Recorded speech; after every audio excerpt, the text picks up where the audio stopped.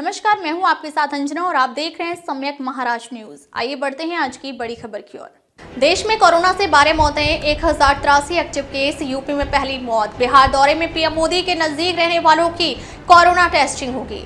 देश भर में कोरोना वायरस के एक्टिव केसों की संख्या 1083 पहुंच गई है। केरल में सबसे ज्यादा 430 कोरोना पेशेंट हैं। मंगलवार को कर्नाटक में 36, गुजरात में 17, बिहार में 5 और हरियाणा में 3 नए मामले सामने आए हैं। वहीं गुजरात में 13 मरीज रिकवर हुए हैं। नॉर्थ ईस्ट में भी कोरोना के मामले सामने आने लगे हैं। अरुणाचल प्रदेश में मंगलवार को 2 महिलाएं कोरोना पॉजिटिव पाई गई। इनमें एक को बुखार और हल्की खांसी है, जबकि दूसरी महिला में कोई लक्षण नहीं है। उत्तर प्रदेश के फिरोजाबाद में मंगलवार को 78 साल के कोरोना पॉजिटिव बुजुर्ग की इलाज के दौरान मौत हो गई। यह राज्य में कोविड के नए वेरिएंट से पहली मौत है। इसके अलावा महाराष्ट्र, राजस्थान, पश्चिम बंगाल, कर्नाटक और मध्य प्रदेश में कुल 11 मरीजों की मौत हो चुकी है। कुल मृतक की संख्या 12 पहुंच गई है। प्रधानमंत्री मोदी के 29-30 मई को बिहार दौरे के मद्देनजर राज्य का स्वास्थ्य विभाग भी अलर्ट है। निर्देश दिया गया है कि पीएम के 100 मीटर की दायरे में रहने वाले सभी लोगों को कोरोना जांच होगी। जयपुर में 26 मई को कोरोना से 2 मरीजों की मौत हो गई। इनमें से एक रेलवे स्टेशन पर मृत मिला था, उसकी कोरोना रिपोर्ट पॉजिटिव आई। दूसरी मौत प्राइवेट हॉस्पिटल में भर्ती 26 साल के युवक की हुई। उसे पहले से ही टीबी की बीमारी थी।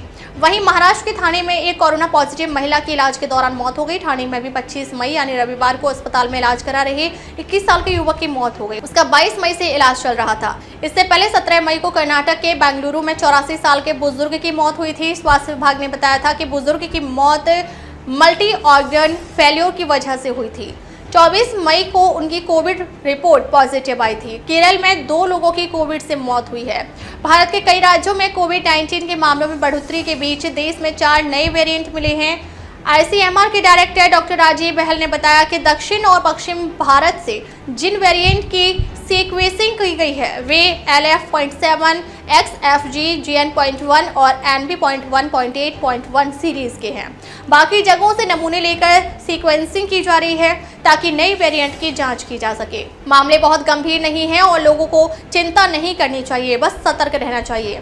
वर्ल्ड हेल्थ ऑर्गेनाइजेशन यानी WHO ने भी इन्हें चिंताजनक नहीं माना है। हालांकि निगरानी में रखे गए वेरिएंट के रूप में कैटेगराइज किया है। चीन सहित एशिया के दूसरे देशों में कोविड के बढ़ते मामलों में यही वेरिएंट दिख रहा है। NB.1.8.1 के A435S, V445H और T478I जैसे स्पाइक प्रोटीन म्यूटेशन अन्य वेरिएंट की तुलना में तेजी से फैलते हैं। इन पर कोविड के खिलाफ बनी इम्यूनिटी का भी असर नहीं होता। भारत में कोविड का GN.1 वेरिएंट सबसे आम है। टेस्टिंग में आधे से ज्यादा सैंपल में यही वेरिएंट मिलता है। इसके बाद BA.1 यानी 26% और ओमिक्रॉन सबलाइनेज यानी 20% वेरिएंट के मामले भी मिलते हैं।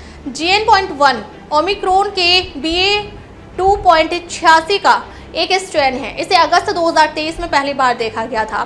दिसंबर 2023 में WHO ने इसे वेरिएंट ऑफ इंटरेस्ट घोषित किया। इसमें करीब 30 म्यूटेशंस हैं जो इम्यूनिटी कमजोर करते हैं। अमेरिका के जॉन्स हॉपकिंस यूनिवर्सिटी के अनुसार GN.1 अन्य वेरिएंट की तुलना में ज्यादा आसानी से फैलता है, लेकिन यह बहुत गंभीर नहीं है। दुनिया के कई हिस्सों में यह सबसे आम वेरिएंट बना हुआ है। GN.1 वेरिएंट के लक्षण कुछ दिनों से लेकर हफ्तों तक रह सकते हैं। अगर आपके लक्षण लंबे समय तक बने रहते हैं तो हो सकता है कि आपको लंबे समय तक रहने वाला कोविड हो। यह एक ऐसी स्थिति है जिसमें कोविड-19 के कुछ लक्षण ठीक होने के बाद भी बने रहते हैं। अब तक के लिए बस इतना ही। फिर मिलते हैं एक ऐसे ही बड़ी खबर के साथ। तब तक के लिए नमस्कार और देखते रहिए सम्यक महाराष्ट्र न्यूज। अगर आपको वीडियो पसंद आई हो तो लाइक करिए व शेयर करें। ऐसे लेटेस्ट अपडेट पाने के लिए बेल आइकन प्रेस करना ना भूलें। अगर आप हमें फेसबुक या फिर इंस्टा के माध्यम से देख रहे हैं तो हमारे पेज को फॉलो जरूर करें। धन्यवाद।